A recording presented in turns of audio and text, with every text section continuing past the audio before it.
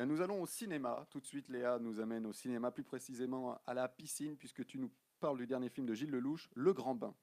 Et oui, tout à fait.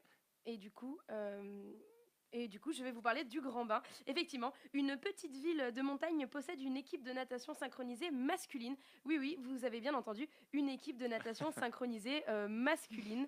Voilà, simple passe-temps pour certains, curiosité pour d'autres, premier degré ou juste amour du bassin. Toutes les raisons sont possibles pour intégrer cette équipe sans prétention.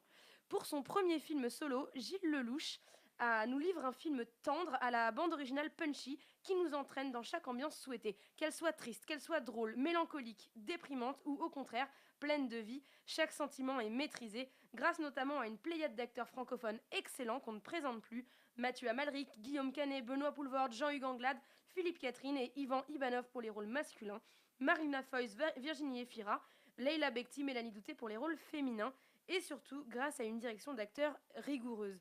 Le réalisateur sait ce qu'il veut et il sait comment l'obtenir. Chaque regard et chaque geste vont faire de ces personnages une œuvre d'art précise. Les deux coachs sont très intéressantes, véritable duo indissociable malgré leur volonté de faire bande à part. C'est la good cop bad cop dans toute sa splendeur. D'un côté, Virginie Efira en place gentille, compréhensive et laxiste du coup. De l'autre, la redoutable Leila Bekti est férue de rigueur, de discipline et de travail acharné. C'est l'ambiance Club Med finalement versus camp militaire. Donc nous, on a bien envie de faire notre choix vers le Club Med, mais quand il s'agit d'atteindre l'excellence alors qu'on est tout en bas de l'échelle du talent, eh bien on comprend bien vite qu'il va falloir un peu des deux. Ces scènes où l'on rit ouvertement des personnages sont à la fois tristes et drôles, et pourtant son auteur-réalisateur ne les juge pas. Il développe même une compassion pour eux, ce qui les rend véritablement attachants.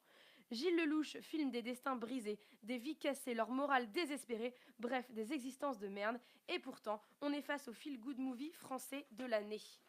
Petit dernier point, mais qui a son importance, la durée peut faire peur. Si, si, 2h20 quand on est une comédie française, on a vu moins terrifiant.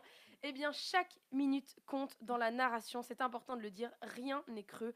Conclusion, Gilles Lelouch nous livre une tragicomédie douce, amère, maîtrisée et audacieuse qui ne coule pas. Bravo. Ça donne envie. Merci Léa. Merci à vous. C'est conseillé par Léa et c'est toujours au cinéma.